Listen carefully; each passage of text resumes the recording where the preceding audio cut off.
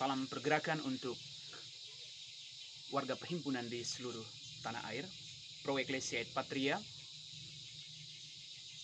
Beberapa hari lagi kita akan merayakan hari jadi Perhimpunan Mahasiswa Katolik Republik Indonesia yang ke-74, tepatnya di tanggal 25 Mei nanti. Sebagai seorang aktivis yang pernah ditempa dan dididik dalam perhimpunan ini, ada beberapa catatan yang hendak saya ucapkan saat ini. Tentu ini juga bisa dijadikan diskusi atau perbincangan bersama ya, bagi seluruh warga perhimpunan. Yang pertama, saya menemukan ada persoalan yang cukup banyak disoroti publik hari-hari ini, khususnya terhadap organ gerakan ya. Itu adalah relasi terhadap kekuasaan. Kita mesti paham bahwa spiritualitas kita yang dihidupi oleh setiap aktivis, apa yang mendasari perjuangan dalam setiap organ gerakan itu adalah keterlibatan kita untuk mengambil bagian dengan segala macam bentuk ketidakadilan. Dan pada saat yang sama kita mesti mengambil jarak dengan kekuasaan.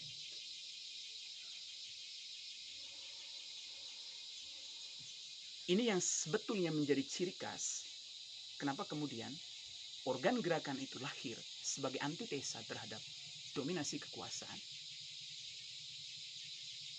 yang cenderung memonopoli segala macam sektor, baik dari politik, ekonomi, dan lain sebagainya. Jadi memang eksistensi perhimpunan itu sebetulnya mesti dilihat dalam kerangka berpikir sebagai oposisi terhadap kekuasaan. Jadi memang pilihan menjadi aktivis sebetulnya itu adalah pilihan untuk menginterupsi kekuasaan. Jadi dia hadir untuk melakukan perlawanan terhadap kekuasaan. Perlawanan yang macam mana? Tentu salah satu poin inti atau sentral dari gerakan kita sebetulnya sebagai aktivis itu adalah soal akademik. Okay. Bicara soal akademik berarti bicara soal kemampuan analisis kita. Bicara soal akademik berarti kemampuan soal pemetaan atau manajemen isu kita. Bicara soal akademik berarti bicara soal advokasi kita terhadap setiap persoalan yang terjadi di Indonesia. Tapi kita melihat hari-hari ini hal-hal semacam itu yang berkaitan dengan akademik, kita mesti sadar ya. Ini menjadi otokritik juga untuk kita semua ya sebagai aktivis. Kita mengalami persoalan yang cukup serius soal akademik, soal kemampuan intelektual gerakan.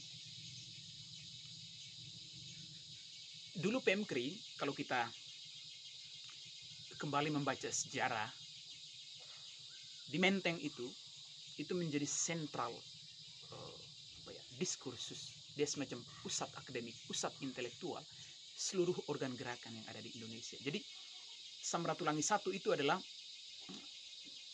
sentral gerakan, sentral intelektual yang bisa membangkitkan semangat perlawanan, tetapi disponsori oleh kekuatan atau daya kajian intelektual yang cukup ketat.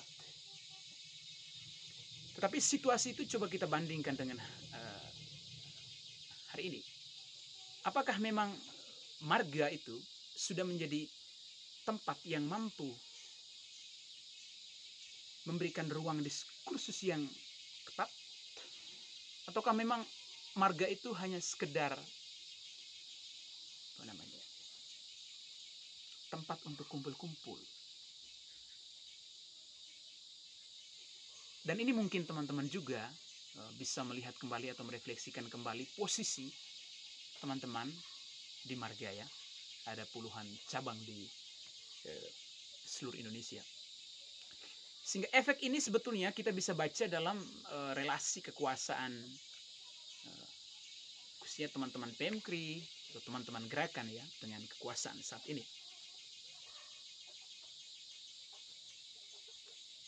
kadang kedekatan aktivis dengan kekuasaan itu bisa merobohkan semangat perlawanan. Ini banyak sekali masalah soal ini ya. Dulu memang saya cukup sering untuk mengkritik soal ini. Bagaimana kemudian ketidakmampuan kita untuk mengambil jarak dengan kekuasaan menyebabkan kita terperangkap dalam relasi kekuasaan semacam itu. Ya. Memang cara terbaik untuk membungkam gerakan-gerakan aktivis, gerakan-gerakan mahasiswa itu adalah dengan mengambil hati mereka lalu membangun semacam deal-dealan politik. Sehingga memang banyak persoalan yang tidak tuntas, entah secara advokasi ataupun dalam proses perjuangannya untuk membongkar hal tersebut ya tidak berjalan dengan baik. Nah, ini menjadi catatan penting bagi kita semua ya, khususnya untuk teman-teman aktivis yang masih bergerak. Kita mesti sadar posisi bahwa kehadiran kita di perhimpunan atau pilihan kita menjadi aktivis itu adalah pilihan untuk mengambil jarak dengan kekuasaan, sekaligus menginterupsi kekuasaan yang sering menampilkan ketidakadilan dari segala macam aspek. Kalau ini disadari, maka saya pikir roh atau semangat perjuangan yang hidup dalam tubuh perhimpunan itu akan terus dikobarkan ke depan ya. Nah, yang berikut itu adalah soal ya literasi teman-teman di perhimpunan. Dan sering saya kalau berdiskusi dengan teman-teman yang memang non aktivis, artinya dia tidak pernah menghabiskan waktu dalam dunia gerakan, tapi memang dia cukup kuat ya soal akademik ya.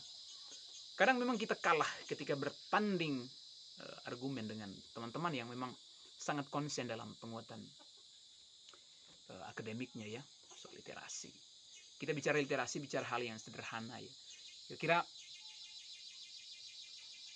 berapa artikel yang kita sering baca, atau kalau ada waktu kosong di marga, berapa buku yang kita sering baca, lalu berita-berita apa yang kita sering baca.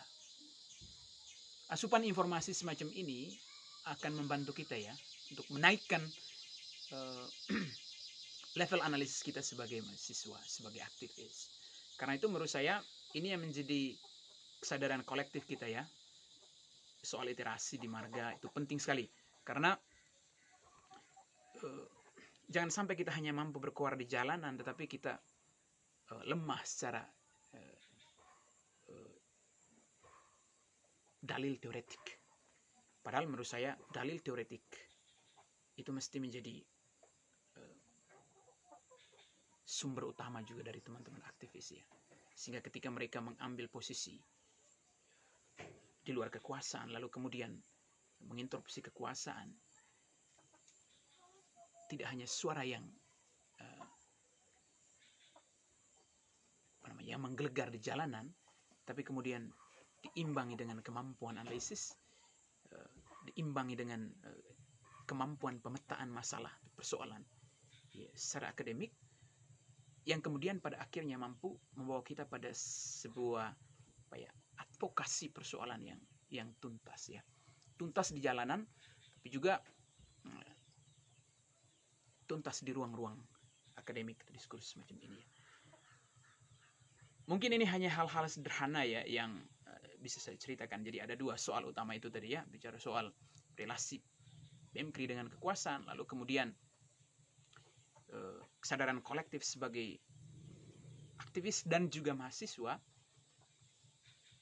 yang menyandang predikat intelektual tadi ya, dengan menghidupkan kembali budaya literasi itu, membaca, lalu kemudian